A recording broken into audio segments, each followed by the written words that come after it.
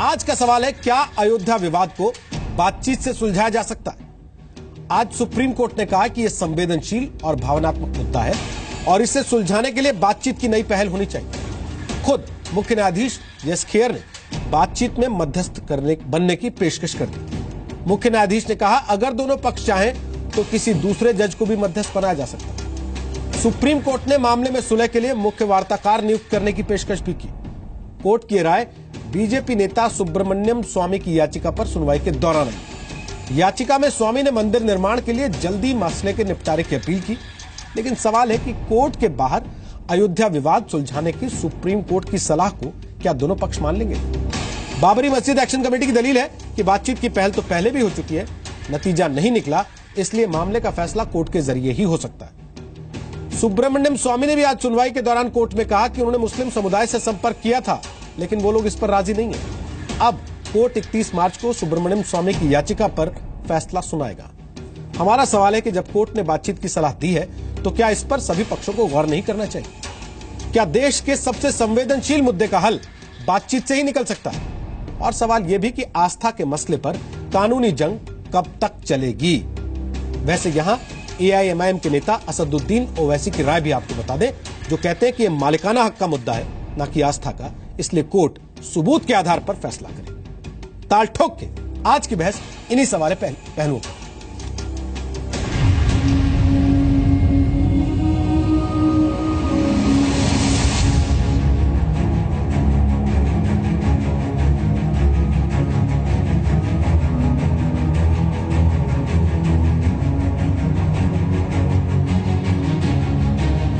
आप किसी सिटिंग जज को अपॉइंट करिए जो मध्यस्थ करे और फिर एक औपचारिकता आएगी इसमें।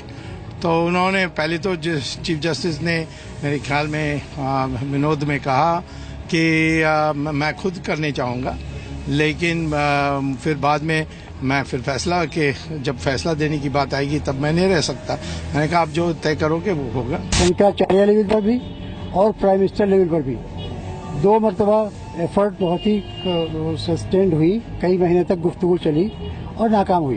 तो अब वो नाकाम हो जाने के बाद तब मुस्लिम पर्सनल लॉ बोर्ड ने फैसला किया कि अब सिर्फ कोर्ट से ही फैसला हो सकता है। वो कोई टीम नॉमिनेट करे सुप्रीम कोर्ट जजेस की, हम पर ही भरोसा है। वो हियरिंग करें, हम उसके लिए तैयार हैं, लेकिन आउट ऑफ कोर्ट सेटलमेंट के लिए वो हमसे कहेंगे तो हम नहीं जा सकते हैं। ये मूव सुप्रीम कोर्ट का बहुत ही अच्छा मूव है, स्वागत योग्य है। हमारे मुख्य न्यायाधीश ने ये बहुत अच्छी बात कही है, क्योंकि जो जजमेंट होता है उसमें एक पक्ष राजी होता है, एक पक्ष नाराज होता है। तो दोनों साथ बैठ करके अगर जो काम करेंगे तो मुझे पूरा विश्वास है इस मामले का सुलटारा हो जाएगा और बहुत ही देश के हित में रहेगा। ये तो माननीय सुप्रीम कोर्ट ने कहा, बहुत अच्छा कहा, मैं बहुत अभिनंदन करती हूँ।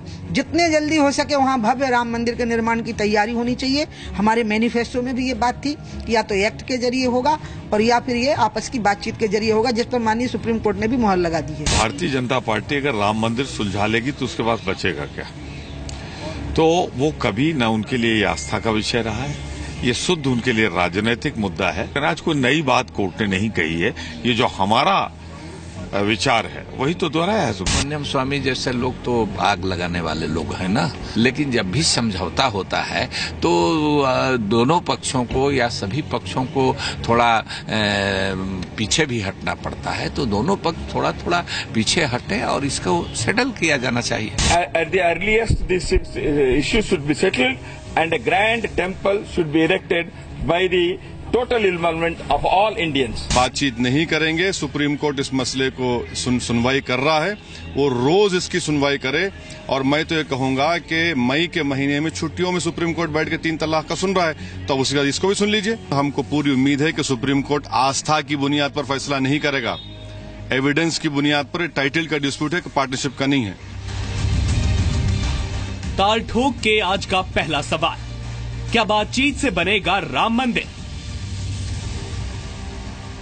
दूसरा सवाल, आस्था के सवाल पर कानूनी जंग कब तक? तीसरा सवाल, क्या राम मंदिर के मसले पर बातचीत ही रास्ता है? चौथा सवाल, कोर्ट की सलाह से राम मंदिर पर सुलह हो सकती है? पांचवा सवाल, राम मंदिर पर बातचीत का विरोध क्यों?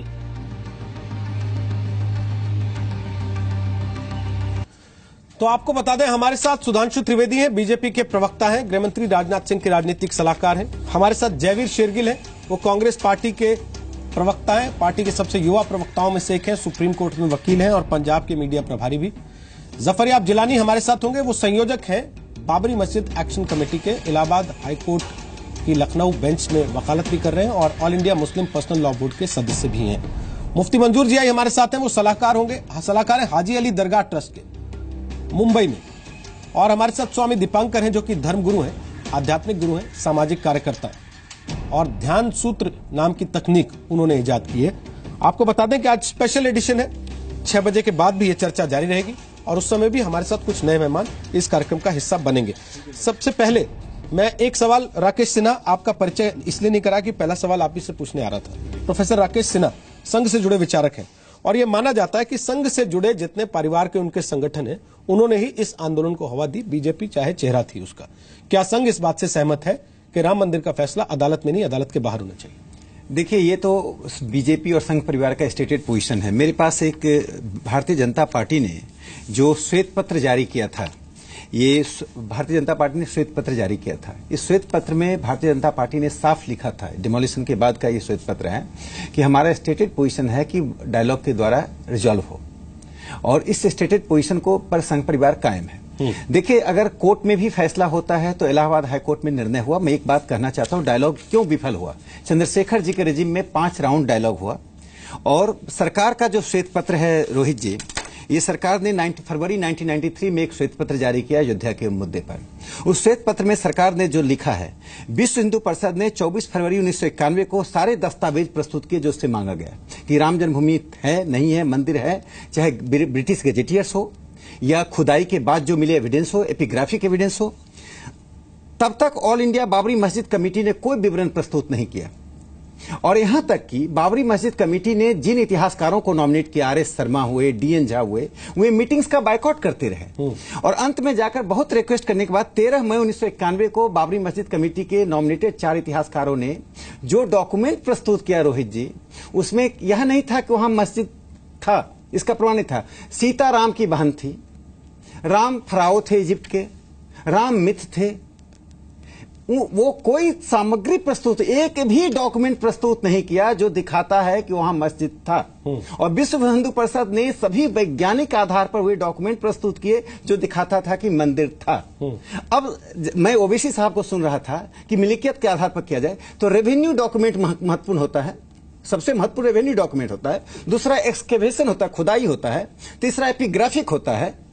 इन तीनों आधार पर और नैरेटिव्स होता है। मैं एक, रोहित जी, आपको बता दूं कि जो डॉक्यूमेंट प्रस्तुत किया गया उसमें ये वक्फ की प्रॉपर्टी माना गया। 1961 में वक्फ बोर्ड उस केस में एंटर किया। 12 साल बाद जब विश्व हिंदू परिषद जब इस मंदिर के लिए क्लेम हुआ, उसके 1961 में वक्फ बोर्ड प्रस्तुत करता है और सुन्नी वक्फ बोर्ड और सिया वक्फ बोर्ड की प्रॉपर्टी की लिस्ट होती है, उसमें कहीं नामजद नहीं है। पूरे विवरण को देखकर यही लगता है कि उस जमीन पर मिल्कियत के लिए कई मुसलमान के फैक्शंस में झगड़ा था। ठीक है, तो मैं इतना मानना चाहता हूं कि चंद्रशेखर जी के दौरान जो ईमानदारी से प्रयास हुआ, उस ईमानदारी के प्रयास को जिलानी साहब ने जैसे लोगों ने विफल किया और जिलानी साहब ने एक कमिटमेंट दिया था वहां पर। वो कमिटमेंट मैं आज उनको याद दिला रहा हूं, आज यहां बैठे हुए हैं, ये व्हाइट पेपर का अंश है। उन्होंने कहा था यदि ये साबित हो जाएगा कि वहां मंदिर है तो हम अपना दावा छोड़ देंगे। जिलानी साहब, ईमानदारी से दिल पर हाथ रखकर कहिए कि वहां पर मंदिर साबित हुआ है या नहीं हुआ है। गिलानी साहब, आपका बयान भी हमने सुना, अभी मीडिया ने जो आपसे बात की होगी, तो आपने कहा कि मामला कोर्ट में है तो कोर्ट से ही फैसला होना चाहिए, बाहर नहीं। क्यों आपको लगता है कि आउट ऑफ कोर्ट सेटलमेंट या समझौता या बातचीत करके फैसला नहीं हो सकता इसमें?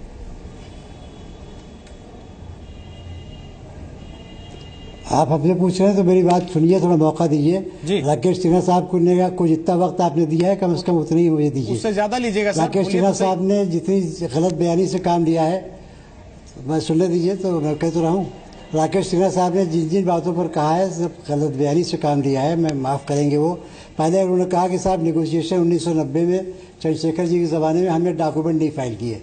ज़रा आप पीएमओ ऑफिस के रिकॉर्ड को देख लीजिए कि सारे डॉक्यूमेंट हमारे दाखिल हुए हैं। वहाँ 4 कमेटियाँ बनी थी, उसमें वो 4 कमेटियों में एक थी आर्कियोलॉजी से मुतालिक, एक थी हिस्टोरियन से मुतालिक, एक थी रेवेन्यू के डॉक्यूमेंट से मुतालिक और एक थी रिलीजियस डॉक्यूमेंट से मुतालिक। चारों कमेटियों में डॉक्यूमेंट हमारे दिसंबर के आखिरी हफ्ते में दाखिल हो चुके थे। जनवरी के महीने में उसमें कई सिटिंग हुई और उसमें दोनों पार्टीज के पक्षों ने हिस्सा लिया। हिस्टोरियंस जिनकी आप बात कर रहे हैं वो इंडिपेंडेंट हिस्टोरियन के तौर पर आए। हमने उनको कहा कि इनको आप हमारा नुमाइंदा मान सकते हैं। गवर्नमेंट ने उनको मान लिया, उनको मौका दिया। उन्होंने स्पॉट का इंस्पेक्शन करने के बाद अपनी रिपोर्ट गवर्नमेंट ऑफ इंडिया को सबमिट की, जो हाई कोर्ट में दाखिल भी है। और उसमें उन्होंने पाया कि कोई एविडेंस नहीं है इस बात की कि यहाँ पर कभी कोई मंदिर बना हो, ना कोई मंदिर के डिमोलिशन की कोई एविडेंस है। और एविडेंस कोर्ट में दाखिल हुई है। हिस्टोरिकल एविडेंस कोई नहीं है किसी मंदिर के गिराए जाने की। हिस्टोरिकल एविडेंस कोई नहीं है रामचंद्र जी के वहाँ पैदा होने की। हिस्टोरिकल एविडेंस कोई नहीं है कि वहाँ पर कोई मंदिर का रिकॉर्ड हो। रेवेन्यू के डॉक्यूमेंट में यह जगह मस्जिद जब से रेवेन्यू का यहाँ सिलसिला शुरू हुआ है 1857 के बाद से हर डॉक्यूमेंट में लिखी हुई है। मस्जिद शाही कहीं लिखा है, कहीं पर लिखा है मस्जिद राम जन्मभूमि। मस्जिद का रिकॉर्ड थ्रू आउट मौजूद है। उसके अलावा जुडिशियल डॉक्यूमेंट्स हैं। 1885 का जजमेंट दाखिल है, 1886 का जजमेंट दाखिल है, जिसमें लिखा गया है कि ये मस्जिद है। और मस्जिद को मानते हुए उस वक्त के जज ने यह फैसला दिया कि चूंकि मस्जिद है लिहाजा उस मस्जिद के बाहर जो चबूतरा है उस पर मंदिर बनाने की इजाज़त नहीं दी जा सकती है। ये जजमेंट 1885 का सब जज फैजाबाद का वहाँ भी दाखिल हुआ, चंद्रशेखर जी के वहाँ हाई कोर्ट में भी दाखिल है। उसके बाद जिला जज का फैसला है 1886 का, उसने भी इसको रिट्रेट किया है। उसके बाद हाई कोर्ट का अवध चीफ कोर्ट का फैसला है सेकेंड अपील का, उसमें भी इसको रिट्रेट किया गया है। लिहाजा 3 जजमेंट 1886 के हैं। ये विश्व हिंदू परिषद का कोई वजूद नहीं था। निर्मोही अखाड़ा के महंत उसमें उन्होंने दावा दायर किया था। ये मुकदमा सब दाखिल है। उसके बाद फसाद हुआ था 1934 में। उस फसाद में मस्जिद को सरकारी पैसे से बनवाया गया था। ये सारे डॉक्यूमेंट दाखिल हैं। उन्होंने रैली की बात कर रहे हैं, तब उन्होंने पहली शर्त ये रखी थी कि राकेश जी को समय मिला, मुझे समय मिला। अब जैसा जिलानी साहब जो आपने जो दर्ज आपने किया है ये सब कागज दाखिल हैं। अरे आप राकेश सिन्हा साहब को ये सब गलत बयानी करते हैं। गलत बयानी मैं कर रहा हूँ। मेरा सवाल आप दोनों की बातों से थोड़ा सा हटके है सर। 100% गलत बयानी आप कर रहे हैं। जन्म के कोई सबूत नहीं ये सब डॉक्यूमेंट क्या है? मेरा एक सवाल है, छोटा सा मेरा एक सवाल है स्वामी। कोई सबूत नहीं है मेरा ठीक है सर, आपके पास सबूत नहीं होगा, ठीक है सर। आस्था से जुड़ा मामला आप 3 तलाक को कहते हैं। झूठ है। एक पंक्ति से पढ़ने जी। ये अयोध्या पर श्वेत पत्र है भारत सरकार का, जो कि कांग्रेस बीजेपी की सरकार ने 1900 कैमरा मैन दिखा दे 1993 श्वेत पत्र कोई एविडेंस नहीं होता है। कोर्ट ऑफ लॉ में एविडेंस दाखिल है। आपके लिए कोई एविडेंस नहीं है। भगवान राम अरे 2 लाइन श्वेत पत्र कोई डॉक्यूमेंट नहीं है। 6 फरवरी 19 श्वेत पत्र कोर्ट में नहीं दाखिल। पहले पेज पर क्या गया? 6 फरवरी 1991 को चौथी बैठक में श्वेत पत्र कोई डॉक्यूमेंट है ही नहीं। यह संकल्प किया गया कि सरकार दोनों पक्षों द्वारा प्रस्तुत दस्तावेज का मूल दस्तावेजों से मिलाकर करेगी तथा प्रामाणिकता का सत्यापन करेगी। कोई डॉक्यूमेंट तदनुसार विश्व हिंदू परिषद ने 24 फरवरी 1991 को इस मामले में अपना विवरण प्रस्तुत किया। बहरहाल ऑल इंडिया बाबरी मस्जिद एक्शन कमेटी ने उस समय ऐसा कोई भी विवरण नहीं किया। बाबरी मस्जिद कमेटी ने कोई विवरण बाद में 13 मई को आपने प्रस्तुत किया। वो न्यूज़पेपर के आर्टिकल्स थे। सर मेरा एक छोटा सा सवाल है, गिलानी साहब ने जो बातें कही हैं, गिलानी साहब कह रहे हैं कि रामचंद्र जी के जन्म के कोई सबूत उपलब्ध नहीं है। मैं आपसे एक सवाल पूछता हूं, 3 तलाक के मामले को कोर्ट में ले जाने पे झगड़ा होता है कि ये हमारी आस्था का सवाल है, धर्म से जुड़ा हुआ है, इसको कोर्ट में नहीं, इसको धर्म की अदालत में सॉल्व होने दीजिए। क्या भगवान राम के जन्म का मुद्दा वो आस्था से जुड़ा हुआ नहीं है करोड़ों लोगों की? फिर वो अदालत में क्यों बात क्यों सॉल्व नहीं होना चाहिए? और दूसरी बात स्वामी दीपांकर, हम आपकी आस्था की बात नहीं कर रहे। गिलानी साहब मैंने आपसे कोई सवाल नहीं पूछा, मैं स्वामी दीपांकर से पूछ रहा हूं। आपसे मैं चाहता तो सीधे पूछ सकता था कि आप कह रहे हैं भगवान राम के जन्म के सबूत नहीं है, जिनको आप मानते हैं उनके जन्म के सबूत लेके मानते हैं क्या उनको आप? अरे जो कोर्ट ऑफ लॉ की बात मैं कर रहा हूं सर, जिनको आप मानते हैं उनके जन्म के सबूत मांग के मानते हैं क्या? कोर्ट ऑफ लॉ में कोई सबूत नहीं। जिनमें आपकी आस्था है उनके जन्म के सबूत मांग के आस्था मानते हैं क्या? उसमें आप अपनी राम मंदिर पर जब आप ये जानते हैं कि ये मामला लोगों की आस्था से जुड़ा हुआ है, मामला तो फिर सर करोड़ों लोगों की आस्था से जुड़ा मामला है, आप ये कह रहे हैं कि उनके भगवान के जन्म के सबूत चाहिए आपको? आप मुकदमे की बात करें, आपकी आस्था है, हमारे कोर्ट ऑफ लॉ में सब जो कुछ है मैं बता रहा हूँ। तो 3 तलाक के मामले पे 3 तलाक के मामले पे कोर्ट ऑफ लॉ क्यों भूल जाते हैं आप लोग? कुरान को कोर्ट ऑफ लॉ में ले जाया गया, वेस्ट बंगाल में क्यों हंगामा मचाया? क्यों तलाक का मामला नहीं है यहाँ? 3 तलाक पे 3 तलाक पे आपके मसला 3 तलाक पे मुस्लिम पर्सनल बोर्ड क्या दलीलें देता है आपको नहीं पता क्या? आप उसी की पैरवी करते हैं। आस्था नहीं है। आज मामला आज मामला चल रहा है। अरे आपने कन्फर्म दिया था, आस्था कन्फर्म दिया था कि मंदिर होगा तो मैं कोर्ट वापस लूंगा। आस्था का मामला सर, आस्था के मामले आस्था के मामलों की तरह ट्रीट किए जाते हैं। आप इस पर क्यों भाग रहे हैं? आस्था के मामले आस्था के मामलों की तरह ट्रीट किए जाते हैं। और क्या ज़फरयाब जिलानी के कहने से भगवान राम की पैदाइश बदल जाएगी? कोई जिक्र है किसी की हमें क्या अब तक की डिबेट का जिलानिया साहब का दिया हुआ जो ये वक्तव्य है, अब तक का सबसे निंदनीय, या ये कहूं कि अब तक का सबसे अशोभनीय है कि ये हमसे पूछ रहे हैं कि बताइए कि वो कहाँ जन्मे थे और क्या उनकी जन्म का कोई प्रूफ है या नहीं है। हमें ये नहीं समझ में आता। खैर, वैसे हम ज्यादा तो कुछ नहीं कहेंगे, इतना जरूर कहेंगे, एक साहब ने, अभी राइटर ने एक बुक लिखा था, उसने कहा था कि राम लाहौर में पैदा हुए। तो खैर, अब मैं ज्यादा उस पर जाना नहीं चाहूंगा, पर इतना जरूर कहना चाहूंगा कि देश के सबसे संवेदनशील मुद्दे को और बहुसंख्यक व्यक्ति के, बहुसंख्यक समाज की आस्था के मुद्दे को देश की सर्वोच्च अदालत के सर्वोच्च न्यायाधीश ने समझा, मगर जिलानी साहब समझने में अभी भी हमें लगता है पता नहीं क्यों विफल हो रहे हैं। ये बड़ा आश्चर्य का विषय है। मगर मैं फिर एक बात कहूंगा, संविधान के अनुसार समझेंगे। आदरणीय, सुन लीजिए, कानून के अनुसार समझेंगे। चला जाता है 3 तलाक के मसले पे। आदरणीय, संविधान से हमारे रख देते हैं 3 तलाक के मसले पे, जब ये कहता है मुस्लिम पर्सनल लॉ बोर्ड कि औरतें इस लायक नहीं कि उनको फैसला लेने के लिए छोड़ा जाए, कानून वहां आपको संविधान याद नहीं आता। साहबानों के समय न्यायालय नहीं था क्या? Please sir, please sir, Jilani साहब छोड़िए, प्लीज एक एक करके बोल ले, सुन लीजिए, एक एक करके बोल ले। आपने बोला, आप सुनिए भी उसको। हम आपके कोई बात जो है वो इस मसले के आगे, आपने जो बोला है उसका जवाब भी सुनिए। आप इस मसले पर रहिए, सुनिए तो सही, दूसरे पक्ष को भी सुनिए। हमने यही चर्चा करने बैठे हैं यहाँ पर। हमने जो मसला सुप्रीम कोर्ट में है, ये फेयर नहीं है जिलानी साहब, ये बराबर नहीं है। अगर जो कीजिए, फिर मैं संवाद का मतलब संवाद होता है, विवाद। आप कुछ और बुलवाएंगे तो हमें नहीं, आपको शरीक होना है। जिलानी साहब, मसले बात करने आए। जिलानी साहब, बुलवाया नहीं जा सकता आपसे, आप वकील हैं, आपको ये बात बरसों से वकालत कर रहे हैं। मैं बुलवा नहीं लूंगा कुछ आपसे, मैं बुलवा नहीं लूंगा कुछ आपसे, मैं आपके बुलाने पर। शांत हो जाइए, थोड़ा शांत हो जाइए, पानी पीजिए, पानी पीजिए, पानी पीजिए। आपको मैं बात नहीं दूंगा, क्या आप उसको यहाँ बिठा दूसरों की बात को सुनिए, बातें करवाएं। गिलानी साहब, दूसरों की बात को सुनिए। आप मिस्टर एंकर, और भी लोग हैं यहाँ पर। मैं सुनने के लिए नहीं आया हूँ, मैं अपनी बात। अच्छा, आप सुनेंगे नहीं? मैं अपनी बात कहने के लिए आया हूँ। तो सर, यहाँ तकरीर के लिए नहीं बुलाया हमने आपको, भाषण देने नहीं बुलाया। मुझे यहाँ डिबेट है, बाकी लोग भी बोलेंगे। तो आपने जिससे बुलाया हो, आपकी मर्जी है, आप मुझे बुलाएं तो मेरी बात सुने, मैं आपकी बात सुने। आप शांत हो जाइए, आपसे भी बात करते हैं, आप शांत हो जाइए। अब दूसरे लोगों की बात सुन लीजिए। मैं शांत हूँ, मैं आपको बहुत समझता हूँ। आप ठीक है सर, लोग जो है की बात सुन लीजिए, जाते हैं। दूसरों की बात सुन लीजिए, आप पार्टी, दूसरों की बात सुन लीजिए। अच्छा, इस इशू पर सुनवाइए बात। दूसरों की बात सुन लीजिए। अगर आप, मैं 3 तलाक नहीं सुनूंगा। अगर आप किसी की आस्था को चैलेंज करेंगे तो मैं आपसे सवाल पूछूंगा, आपको बुरा लगे या भला।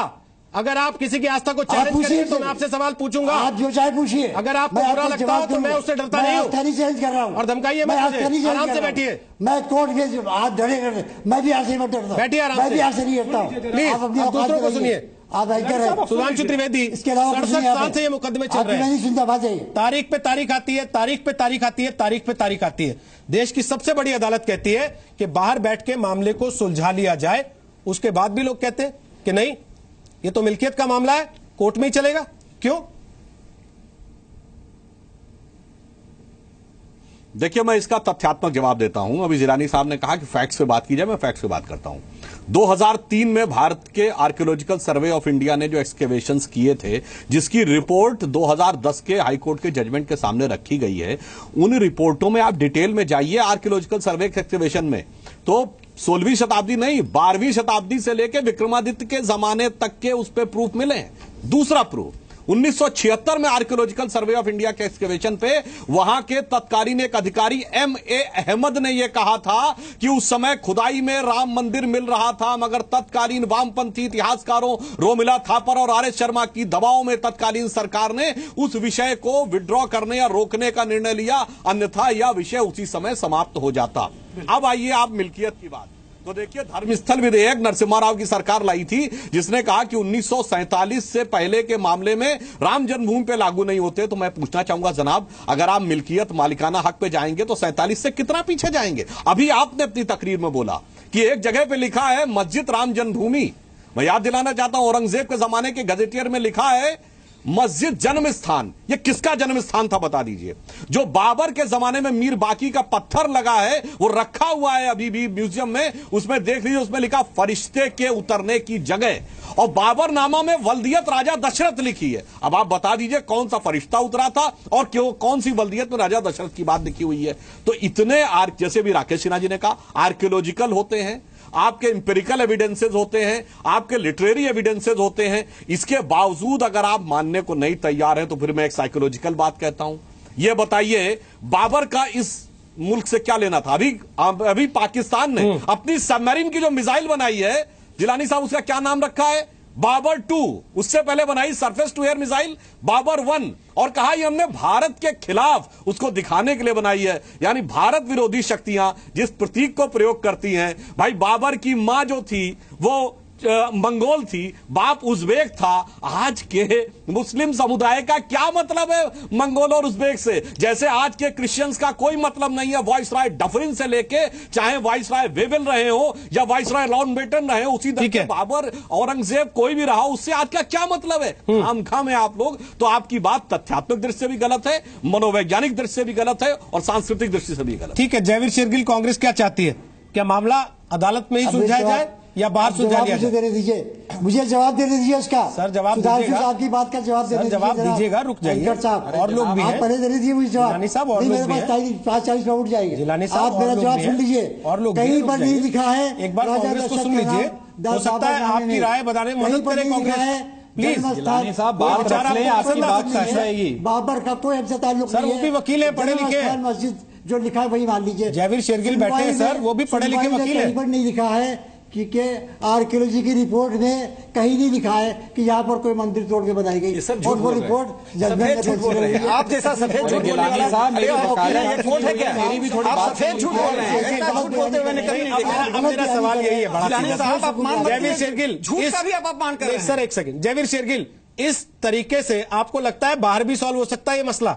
बेहतर हो तो फिर कोर्ट ही फैसला दे दे इसमें। तो अगर इस तरीके से पक्षों ने बात करनी है नहीं तो जा सकता कि मेरी सुनो, दूसरे की नहीं सुनने दूंगा, केवल मैं बोलूंगा और कोई नहीं बोलेगा। रोहित जी, सबसे पहले तो ये साफ कर दूं कि कांग्रेस पार्टी जो सुप्रीम कोर्ट ने ये सलाह दी है उसका स्वागत करती है, और मैं दोनों पक्षों से ये अपील भी करता हूं, सुप्रीम कोर्ट की सुप्रीम सलाह पे अमल कीजिए, अच्छी नीयत और शिद्दत से अमल कीजिए, और यही समाज की शांति और जो सामाजिक सद्भाव है उसके लिए अच्छा रास्ता है। अब आपने सवाल बहुत अहम उठाया। आज मुद्दा ये नहीं किसके दलीलें, किसके सबूत अच्छे और बुरे, आज मुद्दा ये निर्णय सुप्रीम कोर्ट ले लेगा अगर ये मीडिएशन भी फेल हो गई तो आज कौन अच्छा कौन बुरा ये नहीं है। सुप्रीम कोर्ट ने ये सलाह क्यों दी ये बात अहम है। सुप्रीम कोर्ट जानता है, और मैं वकील होने आज मेरे 11 साल हो गए प्रैक्टिस करते हुए सुप्रीम कोर्ट में, जब भी मुद्दा आस्था, भाईचारे, भावनाओं और आपसी रिश्तों का होता है, सुप्रीम कोर्ट हमेशा यही प्रेफर करता है कि कोर्ट के बाहर बातचीत होकर ये हो जाए। और सुप्रीम कोर्ट ने आज बहुत अहम बात की, कुछ दीजिए और कुछ लीजिए। वो सुप्रीम कोर्ट ये इस बात की एक्सपेक्टेशन रखता है कि दोनों साइड खुले दिल से एक दूसरे की बात सुनेंगे, उंगली नहीं उठाएंगे, तू मैं नहीं करेंगे, इंजाम की राजनीति नहीं करेंगे, और केवल समाज में अमन और शांति बनी रहे, इसलिए मीडिएशन होनी चाहिए। तो आज जो भी आदमी सुप्रीम कोर्ट के न्याय या फैसले या सलाह पे अमल नहीं करना चाहता, उस पर एक प्रश्न चिन्ह उठता है, क्या वो इस मुद्दे का सुख और चैन और शांति से फैसला हो जाए, वो शायद वो चाहता ही नहीं है। और सुप्रीम कोर्ट ये भी समझता है कि 9 बारी मीडिएशन फेल हो चुकी है। हर अक्सर जो केस सुप्रीम कोर्ट में आते हैं उनमें 50 बार मीडिएशन फेल हो चुकी होती है, पर फिर सुप्रीम कोर्ट फिर भी एक आखिरी चांस देता है कि शायद दोनों पक्ष ये समझ जाएं कि लंबे भाईचारे, एक लंबे समय तक भाईचारा समाज में बना रहे, उससे सलाह मशवरे से फैसला होना चाहिए। अब मैं गिलानी साहब की बात पे आता हूं। गिलानी साहब, आप तजुर्बे में और वकालत में शायद मुझसे उम्र में बहुत बड़े हैं, दोनों में, पर जब भी मीडिएशन होती है तब तू मैं नहीं होती, तब दलीलें ऐसे नहीं रखी जाती। दोनों पक्षों को थोड़ा सा झुकना पड़ता है, फिर बात समझनी पड़ती है और फैसला। आज ही अगर आप कह देंगे हम नहीं मानते, तो ये सुप्रीम कोर्ट की सलाह कि मुझे लगता है कहीं निरादर कर रहे हैं। आप जानते हैं 23 सितंबर 2010 को भी सुप्रीम कोर्ट में याचिका डली थी इलाहाबाद हाईकोर्ट का न्याय फैसला आने से पहले कि आउट ऑफ कोर्ट सेटलमेंट हो जानी चाहिए। सुप्रीम कोर्ट तब नहीं माना, पर आज सुप्रीम कोर्ट ने आखिरी फैसला दिया है, क्योंकि वो चाहता है नहीं कि एक हिस्से की हार और दूसरे की जीत हो, वो चाहता है समाज का हर हिस्सा जीते। तो दोनों पक्षों को समाज का हर हिस्सा जीते उसकी तरफ काम करना चाहिए। मीडिएशन में जाइए तो सही। 25 साल का विवाद आज ही आप सब दरवाजे क्यों बंद करना चाहते हैं? सुप्रीम कोर्ट का तजुर्बा हम सबसे बहुत ज्यादा है। Chief justice of India supreme court की गरिमा को समझते हैं, समाज को समझते हैं, उसको हम इतना क्यों झिझक रहे हैं उनकी सलाह और मशवरे को मानने के लिए? मुझे इस बात की समझ नहीं आ रही। ठीक है, बोलिए जिलानी साहब, अब बोलिए। अब देखिए, सुप्रीम कोर्ट के चीफ जस्टिस के सामने सिर्फ सुब्रमण्यम स्वामी गए थे, जो कोई पार्टी नहीं है। सुप्रीम कोर्ट ने अभी कोई सिलसिले में फाइनल राय नहीं दी। सुप्रीम कोर्ट, जब हम कहते हैं आप वकील हैं, सेक्शन 89 सीपीसी में सुप्रीम कोर्ट को पावर है कि सुप्रीम कोर्ट उसमें पार्टीज को बुला के पूछे, पार्टी से पूछे। अगर सुप्रीम कोर्ट इस नतीजे पहुंचता है कि हाँ सेटलमेंट पॉसिबल है, तो सेक्शन 89 के तहत सुप्रीम कोर्ट के सारे इख्तियार हैं और हम सुप्रीम कोर्ट के एडवाइस का बिल्कुल निरादर नहीं कर रहे हैं। हम तो कह रहे हैं कि सुप्रीम कोर्ट के चीफ जस्टिस साहब को हम ये बात बताना चाहेंगे और उसके बाद जो उनका राय होगी उसके लिहाज से काम किया जाएगा। उनकी राय हमको सुनने के बाद जो होगी, क्योंकि जो अभी तक हुआ है वो भी उनके सामने होगा, और जो सेक्शन 89 आपके सीपीसी ने दिया हुआ है उसमें सुप्रीम कोर्ट को पावर है। हाई कोर्ट इस पावर का इस्तेमाल करके अपने जजमेंट में, ऑर्डर में लिख चुका है कि हमने कोशिश की और कोई संभव नहीं हुआ सेटलमेंट, लिहाजा हम जजमेंट दे रहे हैं। गलत। तो सुप्रीम कोर्ट के सामने जब ये सब बातें आ जाएं, उसके बाद सुप्रीम कोर्ट जो आदमी ऑर्डर करेगा तो जाहिर है उसके लिए हम सुप्रीम कोर्ट के हर ऑर्डर को मानने के लिए तैयार हैं। जयवीर शेरगिल आपकी बात से सहमत नहीं है। हालांकि आप ये कह रहे थे 5:40 पे मैं उठ जाऊंगा, लेकिन मैं चाहता हूं कि आप रहें थोड़ी देर और, कम से कम जयवीर शेरगिल का जो ऐतराज है उसको आप सुने कि क्यों उनको आपकी बात जस्टिफाइड नहीं लगती। टाइम दिया, मैं नहीं रह सकता इसलिए। ओके सर, कोई बात नहीं, मुझे कोई आपत्ति नहीं है। आपकी बात कुछ मुझे कोई आपत्ति नहीं है सर। मैं अपना कमिटमेंट, आप मुझे कोई आपत्ति नहीं है सर। आप नहीं रहना चाहते, आपने जितना समय दिया उसके लिए बहुत बहुत धन्यवाद आपका। आपको दूसरे चैनल पे जाना है, दूसरे लोगों को टाइम दिया, आप जा सकते हैं सर, आप जा सकते हैं, चर्चा यहाँ पे चलती रहेगी, आप जा सकते हैं। उसके लिए धन्यवाद आपका, जो समय आपने दिया। लेकिन जयवीर शेरगिल का ऐतराज क्या है? उनको क्यों लगता है कि जफरयाब जिलानी जो बात रख रहे हैं, जो तथ्य रख रहे हैं, उसमें कहीं ना कहीं चूक है? और अदालत ने 31 मार्च की तारीख अगर दी है तो क्या सोच के दी है? अदालत के पास भी कुछ ना कुछ दिमाग में होगा, तभी ये चीजें आई हैं। सवाल आज ये, क्या राम मंदिर बातचीत से बनेगा अदालत की पेशकश के बाद? हमारे साथ सुधांशु त्रिवेदी हैं बीजेपी से, जयवीर शेरगिल है कांग्रेस से, प्रोफेसर राकेश सिन्हा है, स्वामी दीपांकर है, और हमारे साथ हाजी मुफ्ती मंजूर जियाई हैं। और इसके पहले आपको बता दूं कि जफरयाब जिलानी थे, अब वो इस चर्चा का हिस्सा नहीं है।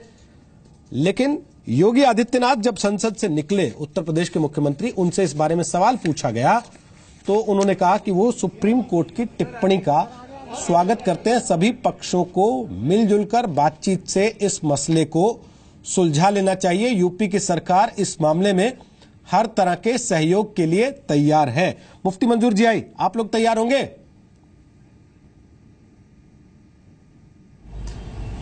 रोहित जी, बताना चाहूंगा सबसे पहली बात, आपने जो क्वेश्चन रखा है आज का, आपके हेडलाइंस पे आप चला रहे हैं, क्या बातचीत से बनेगा राम मंदिर? अगर आप इसी जगह पर मस्जिद का भी तस्करा कर देते, क्या बातचीत से बनेगी मस्जिद, बाबरी मस्जिद, तो बहुत अच्छा लगता था।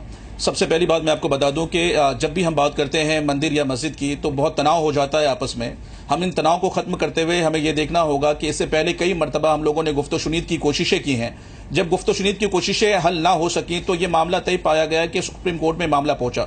सुप्रीम कोर्ट की तरफ हम इस बात की तरफ तवज्जो कर रहे हैं और देख रहे हैं कि सुप्रीम कोर्ट जो डिसीजन देगा वो हमें काबिल कबूल होगा, क्योंकि सबसे बड़ी न्यायपालिका है ये, यहाँ पर हम सबकी निगाहें जुटी हुई हैं। आज सुप्रीम कोर्ट का ये टिप्पणी करना इस तरीके से बात है कि आप लोग हल करें, अगर साहब हम लोग ही हल करने होते तो अब तक 25 साल तक दर्द और कर्ब में हिंदुस्तान के लोग नहीं जी रहे होते, जिसमें हिंदू भी और मुसलमान भी, जिन्होंने बहुत तकलीफें, बहुत शिद्दत की तकलीफें, मारपीट और खून खराबा किया। आप लोग गारंटी लेते हैं ना फिर इसकी कि सुप्रीम कोर्ट का जो भी फैसला होगा वो सबसे पहली बात ये हो कि क्योंकि ऐसा लगता है सुप्रीम कोर्ट मौका दे रहा है कि बाद में कोई ऐसी स्थिति ना आए, कोई पक्ष नाराज हो और कहे कि हमें मंजूर नहीं है, वो शायद मौका दे रहा है कि आप ऐसी स्थिति आने से पहले चाहें तो खुद बातचीत करके सुलझा लें। इस बात से तो रोहित जी ये बात साबित हो जाती है कि कहीं आपको इस बारे में पहले से जानकारी तो नहीं है कि आपने एजेंडे में रख लिया है कि भाई हम बाबरी मस्जिद के बजाय हम मंदिर वहां पर बना ही डालेंगे। आपको लगता है ऐसा सुप्रीम कोर्ट में ऐसा कैसे कह दिया कि साहब हम आपको मौका दे रहे हैं, या आप हमें आपको मालूम है? आप ये सब कह रहे हैं, का मखौल उड़ा रहे हैं, आपको मालूम है ये बात? आप कह रहे हैं साहब, आप कह रहे हैं, आप कह रहे हैं इस बात को। हम तो आप अकेले बैठे गए यहाँ राकेश सिन्हा भी बैठे, स्वामी दीपांकर भी बैठे, ये सवाल तो उनके ऊपर भी है। कि वो जिस पक्ष की नुमाइंदगी करते हैं उस पक्ष को फैसला कबूल होगा कि नहीं होगा। इस बात की तवज्जो पर दे रखे हैं कि भाई सुप्रीम कोर्ट की तवज्जो सुप्रीम कोर्ट आप ये मान के चल रहे हैं ना कि सुप्रीम कोर्ट ने फैसला पहले से कर रखा है। सुप्रीम कोर्ट हम पर आप मान के चल रहे हैं ना, इसका मतलब कि सुप्रीम कोर्ट ने फैसला पहले से कर रखा है। ये आप कह रहे हैं, हम तो नहीं कह रहे वैसा। आप ही ने कहा, अभी आप ही ने तो बोला, आपको मौका दिया जा रहा है बोलने का, अभी आप ही ने तो बोला, आपको पता है, अभी आपने ही तो बोला। अरे साहब ये तो आपने कहा, आपको मालूम तो नहीं है सुप्रीम कोर्ट ने पहले से फैसला कर रखा है मंदिर बनाना है। ये तो आपकी बात पर मैंने कहा है कि आप ये बताएं कि आपको पहले से मालूम है। मेरा तो सवाल है सर, और आपसे भी है, स्वामी दीपांकर से भी है। आपका जवाब खत्म होता तो मैं इनसे सवाल पूछता, लेकिन आपने पहले ही सुप्रीम कोर्ट को चैलेंज कर दिया, सीधे सीधे कटघरे में खड़ा कर दिया आपने अदालत को ही। अरे साहब रोहित जी, आपको खड़ा किया है कि आपको पता है क्या कि आप हमें मौका दे रहे हैं? सर मैं तो सीधा सवाल पूछ रहा हूं कि भाई दो पक्ष हैं, दोनों को सुप्रीम कोर्ट ये मौका दे रहा है, क्या आप दोनों पक्ष गारंटी लेंगे इसकी कि बाद में आप दोनों को वो कबूल हो जाएगा फैसला? आपका जवाब खत्म होता तो मैं इनसे सवाल पूछता, लेकिन आप पहले ही तय मान के बैठे हैं कि आपके तो खिलाफ ही जाएगा फैसला। तो फिर मैं क्या कह सकता हूं सर? अरे फिर तो मैं कुछ कह ही नहीं सकता ना सर। सवाल ही नहीं है कि हम खिलाफ में जाएगा, हम एज अ इंडियन सिटीजन हमारा यकीन और बस बात खत्म हो जाती है सर यहीं पर। इलाहाबाद हाईकोर्ट के निर्णय के बाद आपकी प्रतिक्रिया क्या थी? आप अपनी प्रतिक्रिया बताइए। मैं आपकी प्रतिक्रिया को देखा था। इलाहाबाद हाईकोर्ट पर जिस तरह से आपने टिप्पणी की थी वो बहुत निंदनीय टिप्पणी थी। आपने कहा था कोर्ट ने आस्था के आधार पर निर्णय दिया। क्या कोर्ट ने आस्था के आधार पर निर्णय दिया था? कोर्ट में जीरा हुआ था, आपने तथ्य प्रस्तुत किए थे और आपके पास कोई तथ्य है ही नहीं। आप बता दें कि आपके पास कोई तथ्य है ही नहीं। आप मुझे तो दो तथ्य बता दीजिए कि वहां राम मंदिर नहीं था, भगवान राम का जन्म स्थान नहीं था और बाबरी मस्जिद था। बाबर कब आया हिंदुस्तान में? बाबर हिंदुस्तान में आया कब? आप इस चीज को साबित कर दे। बाबर हिंदुस्तान मैं तो साबित कर चुका हूँ। ऊपर जो आए कौन सा एविडेंस चाहिए? रेवेन्यू डिपार्टमेंट बाबरी मस्जिद जो हमारे सर्वे ऑफ इंडिया देखिए, और क्या चाहिए एविडेंस आपको? बाबरी मस्जिद जो हमारी हिस्ट्रिकल चीज थी, हिस्ट्रिकल चीज को तोड़ने वाले के ऊपर में क्या जुर्माने आए थे? अरे बाबरी मस्जिद बाबरी मस्जिद होता, अरे भाई आप विवादित ढांचा था, बाबरी मस्जिद नहीं था। देखिए हम झगड़ा नहीं चाहते, न नमाज होता था न प्रैक्टिसिंग मॉस्क था, वो वहां पे वो प्रैक्टिसिंग मॉस्क था ही नहीं। सर हम झगड़ा नहीं चाहते, पूजा होती थी करके बात आपके जबरदस्ती करने के बाद करके अच्छा लगता है। अरे साहब वहां पर मस्जिद इबादत होती थी और आज पिछले 500 सालों से वहां पर लगातार इबादत होती आई है। 5000 और इस बात की शवाहिद आपके पास, हमारे पास हिंदुस्तान के 5000 कह दीजिए। आपने जयवीर शेरगिल का बयान सुना, उन्होंने कहा बहुत सारी ताकतें ऐसी हैं सुधांशु त्रिवेदी जो ये चाहती नहीं है कि ये मामला सॉल्व हो जाए, और आप इशारा समझते हैं जिनके पार्टी के मैनिफेस्टो में पहले पन्ने पे राम मंदिर आता था सर, वो कैसे पीछे पीछे पीछे चला जाता रहा।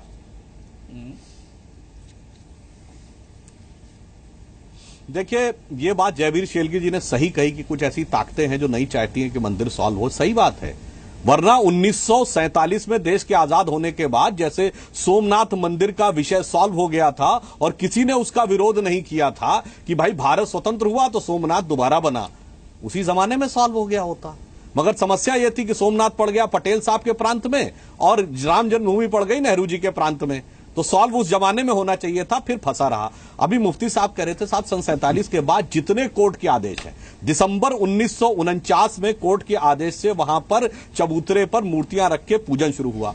फरवरी 1986 में ताला खुला कोर्ट के आदेश से, नवंबर 1989 में शिलान्यास हुआ कोर्ट के आदेश से, दिसंबर 1992 में ढांचा गिरने के बाद मूर्तियां रखकर वहां पर पूजा हुई कोर्ट के आदेश से, 30 सितंबर 2010 को वहां पर जो इलाहाबाद हाईकोर्ट का निर्णय आया उसमें साफ लिखा है कि केंद्रीय गुंबद के नीचे का स्थल गर्भगृह वहां राम जन्मभूमि है। इस पे तीनों जजों में कोई विवाद नहीं था, केवल मालिकाना हक को लेकर विवाद था। और मुफ्ती साहब मैं पूरे अदब से कहना चाहूंगा, अगर सन 1949 से लेके 1992 तक वहां पे पूजा अर्चना होती थी, जहां बुत परस्ती होती, वो मस्जिद कैसे कह रहे हैं आप उसको? यह मैं समझ में नहीं आ रहा। दूसरी बात, यह मामला मंदिर मस्जिद का नहीं है, यह मामला भगवान राम की जन्मभूमि और बाबर के नाम की मस्जिद का है। मैंने अभी कहा बाबर का संबंध मंगोल और उज्बेकिस्तान से, उसकी कब्र पता है कहां है? अफगानिस्तान में। उसकी कब्र के ऊपर कोई कुछ नहीं करता। अफगान कहते हैं इसका हमसे क्या मतलब, ये तो उज्बेकिस्तान का था। उज्बेकिस्तान में बाबर के नाम का कुछ नहीं, मंगोलिया के नाम पे कुछ नहीं। आप हिंदुस्तान में बाबर के नाम की मस्जिद के लिए लड़ रहे हैं, वाह! कितना बढ़िया बात है। और आज साहब, आज आ गया साइंटिफिक प्रूफ का जमाना। मैं दावे से कहता हूं कि आप सबके डीएनए सैंपलिंग करवा लीजिए, जेनेटिक मैपिंग करा लीजिए। मंगोल और उज्बेक जेनेटिक पूल से कोई करेक्शन नहीं निकलेगा, सबके सब भारतीय हैं, उनका बाबर से कोई मतलब नहीं है। इसलिए बाबा यहाँ बाबर की मैं जयवीर शेरगिल से कमेंट लेना चाहता हूं, उसके बाद ब्रेक लूंगा। आपने कहा गुम्बद के नीचे हमारे साथ आगे भी, 1949 के बाद से मुफ्ती साहब आप आगे भी रहेंगे ना हमारे साथ? आपने ये सारी बातें की, तो वो कौन सी जगह थी? मुफ्ती साहब आप आगे भी है ना हमारे साथ? थोड़ा सा सब्र कीजिए, एक बार जयवीर शेरगिल की बात सुन लीजिए, फिर कमेंट कीजिएगा। जयवीर बोलिए।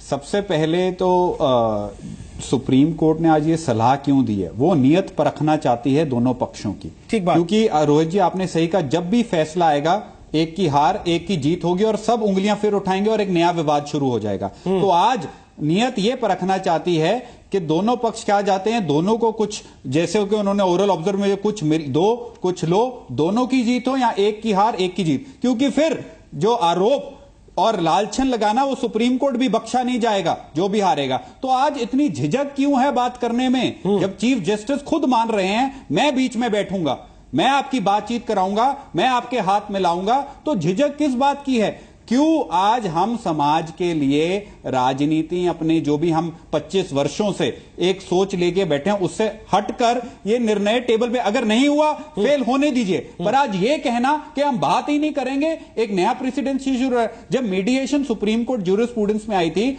सुप्रीम कोर्ट जानता था कि आप बहुत लड़ चुके हैं, आप 15 साल से यत्न कर रहे हैं, फिर भी भाईचारे के लिए आपको मौका देना चाहता है, तो आप वो मौका लीजिए। विफल होता है तो होता है, पर मौका तो लीजिए। आज ये कहना मौका ही नहीं लेंगे, एक नया एक ट्रेंड शुरू करने वाली बात है। क्या अगर हम पूर्वाग्रह से ग्रसित होकर चलते हैं तो किसी मामले का सॉल्यूशन निकाल सकते हैं अदालत के बाहर? और अगर हम पूर्वाग्रह से ही ग्रसित हैं तो फिर अदालत फैसला दे भी देगी तो क्या हम उसको कबूल करने को तैयार हो जाएंगे? बहस इसी बात की है, इस बात की नहीं कि भगवान का जन्म हुआ था या नहीं हुआ था। वो आस्था का विषय है, लाखों करोड़ों अरबों लोगों की, और लोगों की आस्था के लिए उन्हें किसी अदालत का या किसी भी मुफ्ती का या किसी वकील का सर्टिफिकेट नहीं चाहिए। हमारे साथ यहाँ स्वामी दीपांकर है, समित पात्रा हमारे साथ आ गए बीजेपी से, जयवीर शेरगिल हमारे साथ कांग्रेस से मौजूद है, मुफ्ती मंजूर जियाई हमारे साथ हैं, वो एडवाइजर है हाजी अली दरगाह ट्रस्ट के। और आपको बता दें कि बीजेपी के अध्यक्ष अमित शाह से जी न्यूज के संपादक सुधीर चौधरी ने बातचीत की थी, उन्होंने उनसे इसी संदर्भ में सवाल पूछा था। बीजेपी अध्यक्ष का क्या कहना था वो भी सुन लीजिए। ये पहला चुनाव नहीं है, कई चुनाव आ चुके हैं।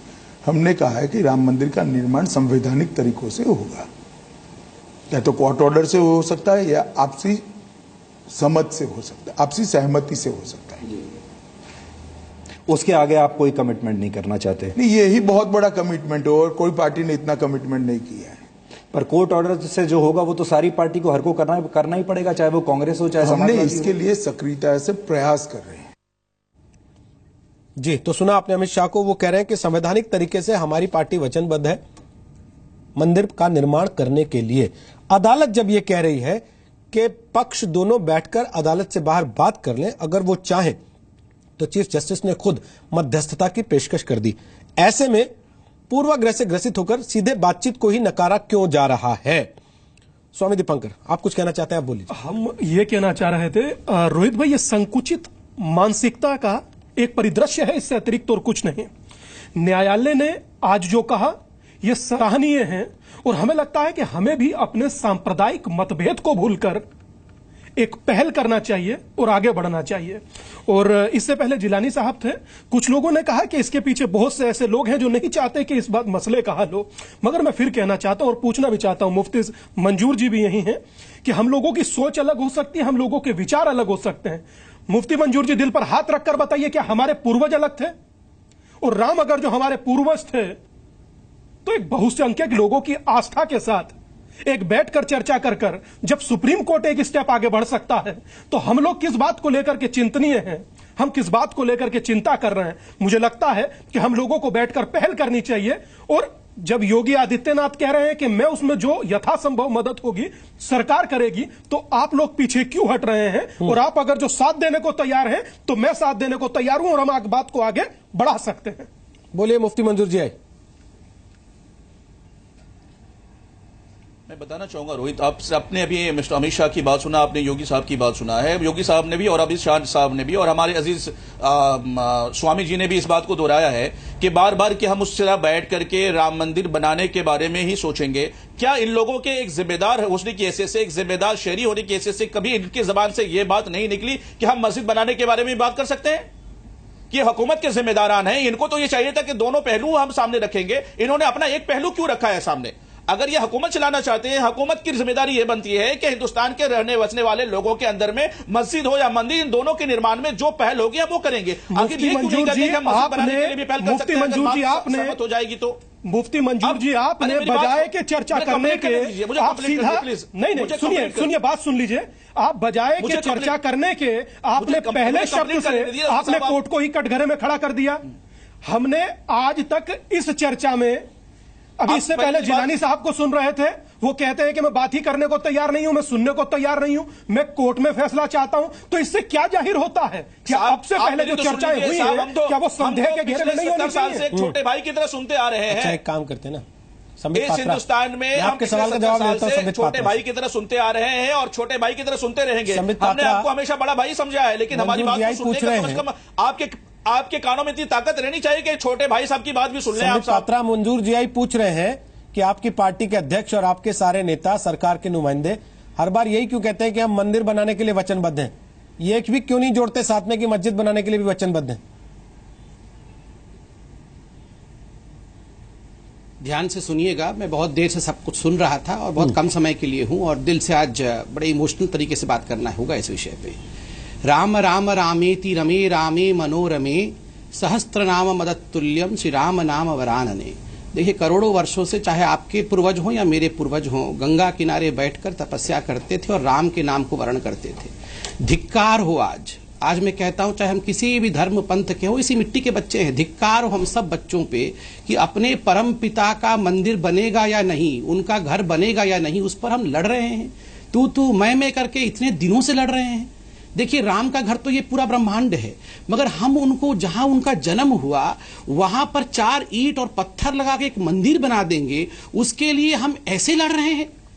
धिक्कार का विषय है, पूरा विश्व हम पे हंस रहा होगा।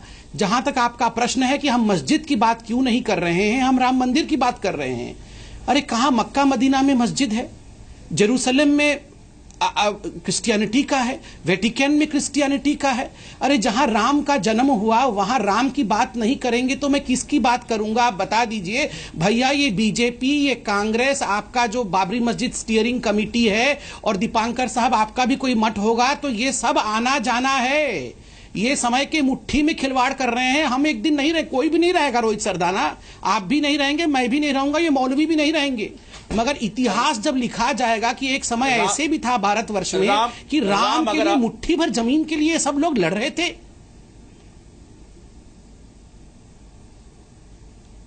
देखिए, हिंदुस्तान में हम लोग सभी जीते बसते हैं संबित पात्रा जी, और संबित पात्रा जी आपको बताना चाहते हैं कि हमारे दिलों में जो मोहब्बतें हैं हिंदुस्तान के लिए और आपके दिलों में जो सम्मान है राम जी के लिए, तो उसके लिए सबसे पहली बात ये होती है कि फिर आप एक ही चीज को क्यों ले रहे हैं? पूरा हिंदुस्तान, क्या राम मंदिर की पूरे हिंदुस्तान में बनाई जा सकती है? क्यों नहीं बनाई जा सकती है? और बात यहां पर यह आती है बार बार कि वो हिस्ट्रिकल वो चीज जिसको लोगों ने तोड़ दिया, सारे लोगों ने मिलकर के तोड़ा, उसमें कितने लोग दोषी करार दिए गए, उसके बारे में कभी आपने कोई बात नहीं की? मुफ्ती भाई, क्या उनके ऊपर मेरी बात सुनिए। नहीं, एक चीज मैं समझ नहीं पा रहा हूँ।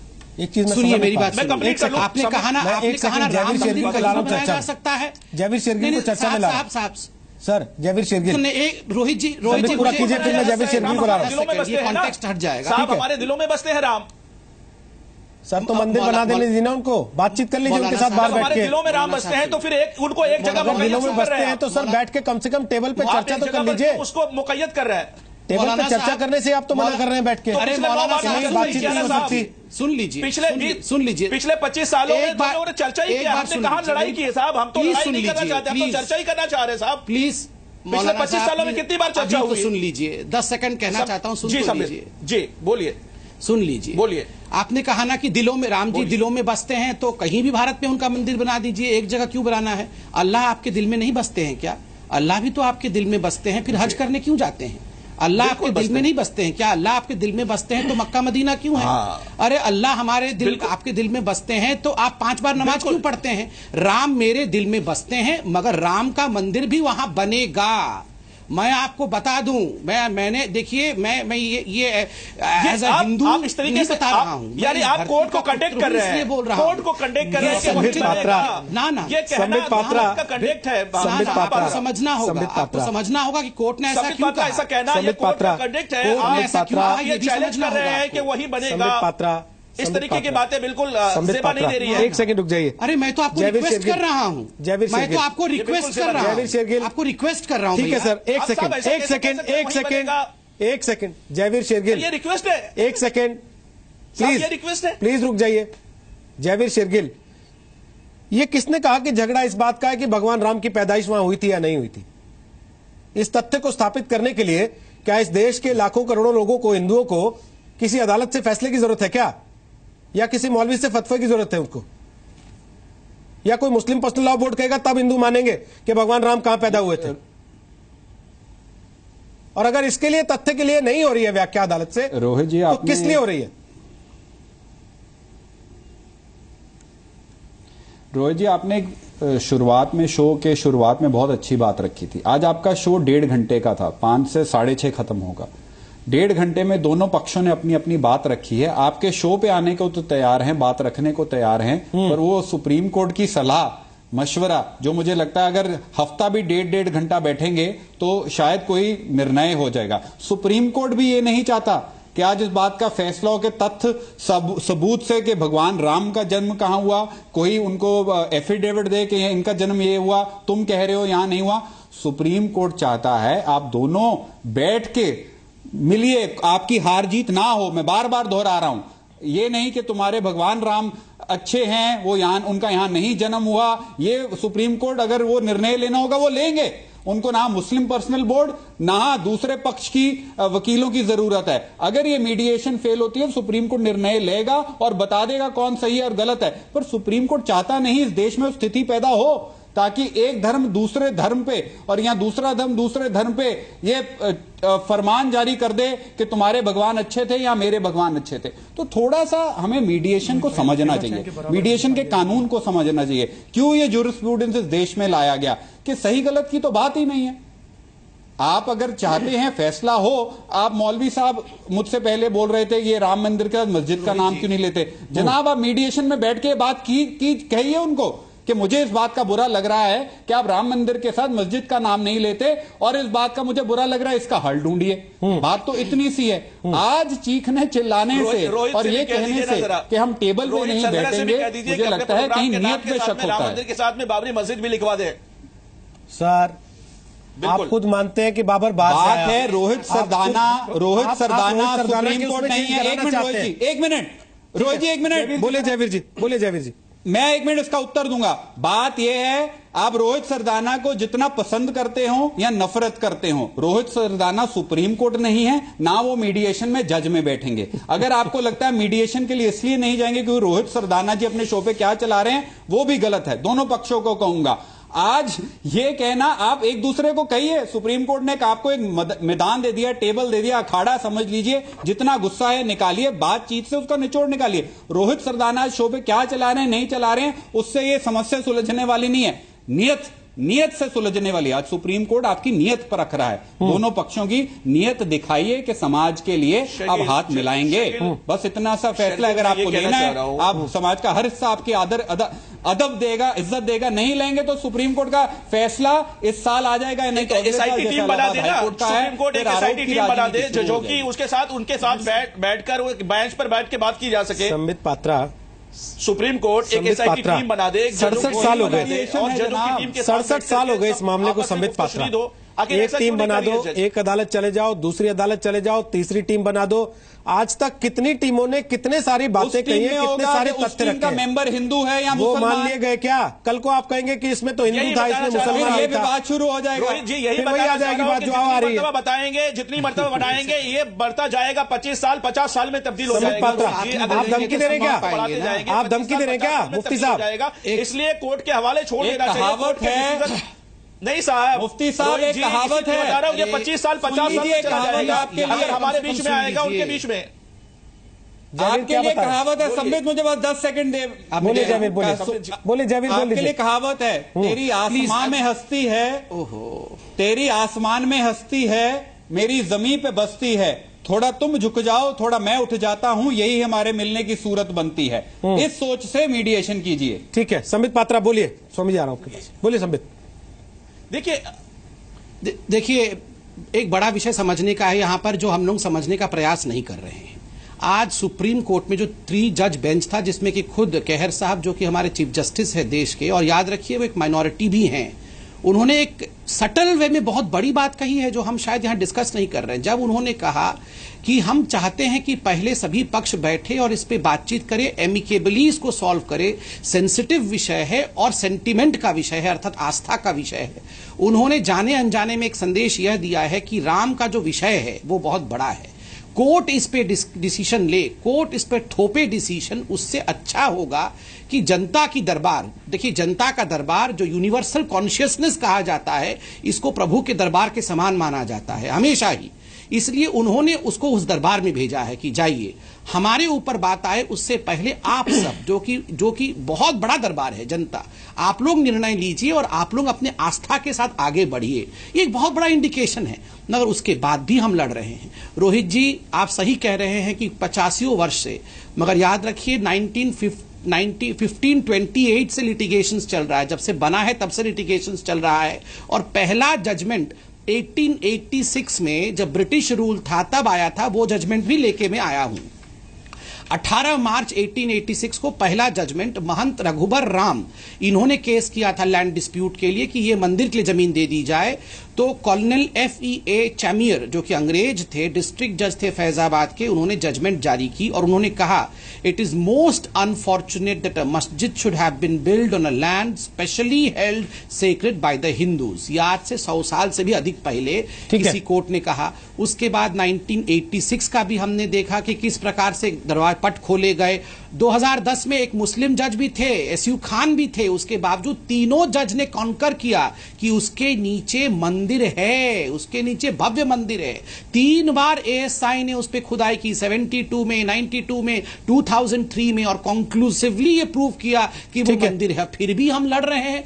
मैं पूछना चाहता हूं मौलवी साहब से, मैं राम का मंदिर अयोध्या में नहीं बनाऊं तो कहां बनाऊं? आप उस देश का नाम बताइए। वहां दुबई हमें जमीन दे रहा है मंदिर बनाने के लिए, यहां हिंदुस्तान में हम लड़ रहे हैं कि मंदिर के लिए जमीन हमें कहां मिलेगा? ये मुझे बताइए। ठीक है मौलवी साहब को नहीं देनी है जमीन, आपको अब तो अदालत नहीं देनी है।